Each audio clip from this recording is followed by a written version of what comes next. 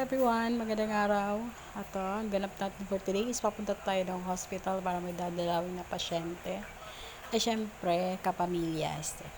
So, ayan, para makarating tayo doon ng mas mabilis, pusakay tayo ng sikad-sikad or padjak sa Tagalog, no? Sa Bisaya na mo diri sikad-sikad mo, maganda mo madali diri dapita, no? So, kana nakasakay na kong sikad.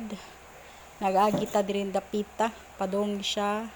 Kana siya Naval Gym, tapos diri dapit sa tuo is Cathedral School of Law, Naval. And then, ayan, may nagasunod ba yung C3 Transco. Sakay na mo, palibot tibok, biliran pamasahe, barato. Diba? Bitaw ay. So, ka na, no, abtang pa nagpila ka minutes magsikad kay medyo idaran na maguning driver ani sikad ka akong gisakyan, pero nagagwanta kay wa may laylain, no. Mo may atong nakit-an diri.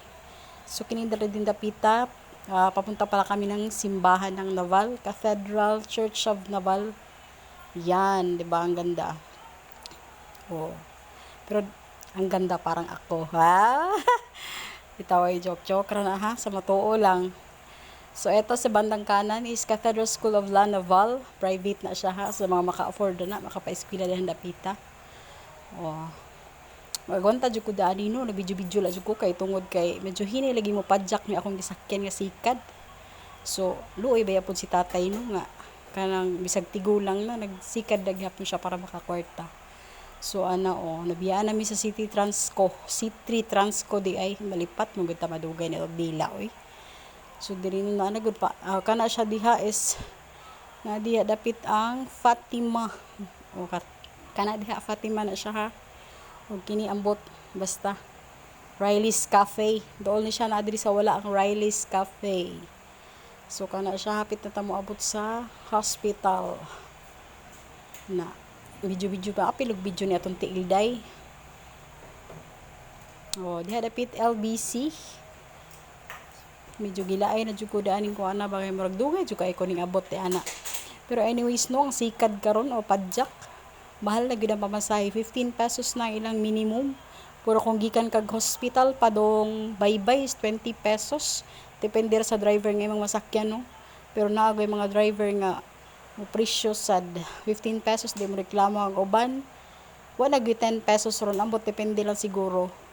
Pero kung padong baybay 20 pesos gud ang pangayoon sa imuha karon. So diri na ang mga kananan diha no. Na diha dapit ang saunhan is BioLab. Na diha mga pharmacy na ang clinic ni Dr. Latoha na diha dapit sa tuo. Kana siya dihang dapitan no pasulod clinic na siya ni Dr. Latoha. Kana BioLab. O kana diha pharmacy, saranay nga ng pharmacy. Ding ilingi po taon diri wala. Di ba po ta halos makalingi aning wala kay mura magna wingig na nitong liog. Diba? So diha Western Union hapit jud ko maabot sa ospital no.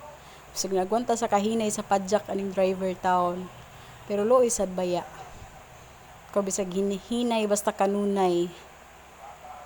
In fairness so kung kining sika driver no kung magkugi lang dako gud ang kita siguro everyday ani kay syempre dili naman sila mogasto og gasolina. Basta magkugi ka lang og sikad na mo pasahero. Labi na kung init ako daghan ko pasahero. Tamurag talagsan ra gyud ang magbaklay karong panahon na no. Tungod sa panahon siguro or kahubya lang sa tao. Thanks for watching guys!